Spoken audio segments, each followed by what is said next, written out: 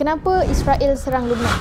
Sebenarnya, Israel dah lama merancang untuk meluaskan wilayah haram ke selatan Lebanon dan ia bukanlah satu perkara yang mengejutkan. The Greater Israel adalah satu clue yang sangat besar untuk kita tangani ideologi Zionis sejak awal. Tapi kenapa kita tak mengendahkan? Sebab mungkin kita beranggapan The Greater Israel hanya terhad ke atas tanah yang dijanjikan, iaitu di tanah Palestin sahaja. Walhal sebenarnya The Greater Israel bermaksud Lebanon juga tidak mustahil akan jadi senasib dengan Palestin. Ini merujuk kepada The Old Testament melalui buku Genesis 15:18. Ada disebutkan tanah yang dijanjikan adalah meluas dari sungai Mesir ke sungai Furat. On that day, the Lord made a covenant with Abram, saying, "To your offspring I give this land, from the river of Egypt to the great river, the river Euphrates." Melalui ayat tersebut, kita faham yang tanah yang dijanjikan tidak tertumpu di Palestin semata-mata, malah ia merangkumi kawasan dari sungai Mesir, Lebanon, Syria, Iraq sehinggalah ke sungai Furat. Dan sungai Mesir di semenanjung Sinai menjadi pemisah di antara Mesir dan Kanaan. Oleh itu, dasar keterikatan orang-orang Yahudi ni sebenarnya dengan agama mereka. Mereka percaya bahawa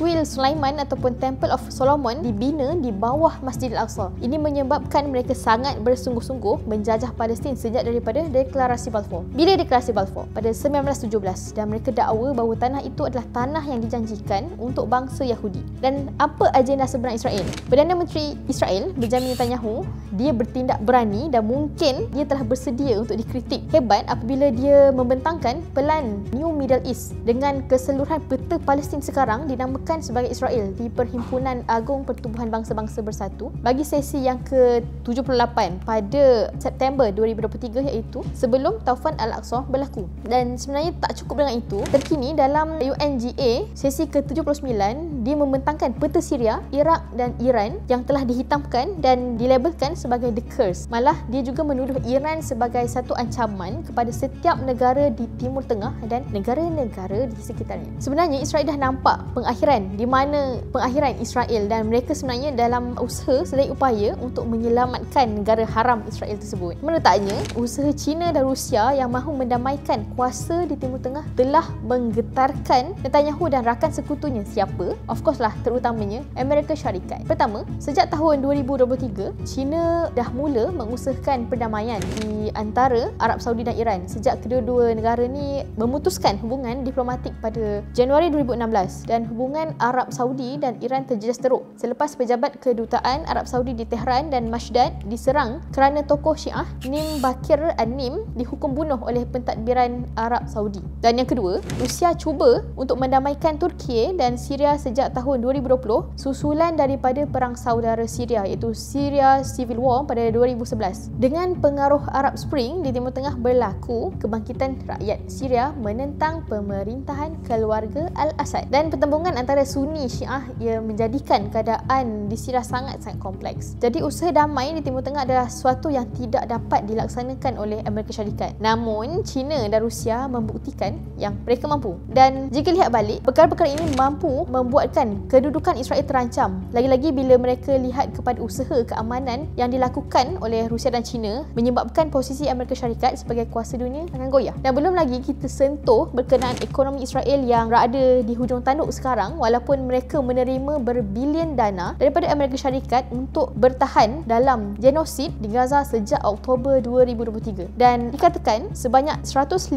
bilion dolar dana telah disalurkan untuk Israel, dengan tambahan dana berjumlah 26 bilion dolar pada April 2024. Dan inilah sebab mengapa Israel mahu serang Lebanon untuk kali ketiga selepas kali pertama pada 1982 dan kali kedua berlaku pada tahun 2006. Dan kenapa saya katakan serangan Israel ke atas Lebanon adalah satu serangan yang terancang? Kerana dalam serangan di Lebanon yang mula agresif pada akhir September tahun ini, Ketua Major Utara Ori Gordin dan mantan penasihat keselamatan negara Meir Ben Shabat menggesa penubuhan zon penampan ataupun kita panggil buffer zone di selatan Lebanon kerana percaya itu sahaja langkah bagi mengurangkan ancaman gerakan penentangan dan parti politik Hizbullah serta memastikan keselamatan penduduk yang berada di utara Palestin yang dijajah ataupun Israel untuk pulang ke rumah tanpa diserang. Dan tidak cukup dengan itu, kewujudan zon penampan itu juga merupakan mesej kepada Hizbullah bahawa keganasan terhadap Israel Israel akan menyebabkan kehilangan wilayah. Dan pada 3 November 2023, seorang rabai daripada pasukan ketenteraan Israel, Brigade Nahal, Kapten Armichai Friedman, ada mengeluarkan satu seruan, iaitu tanah ini milik kita, kesemuanya, termasuk Gaza, termasuk Lebanon. Dan pada 25 September 2024, akhbar digital Israel,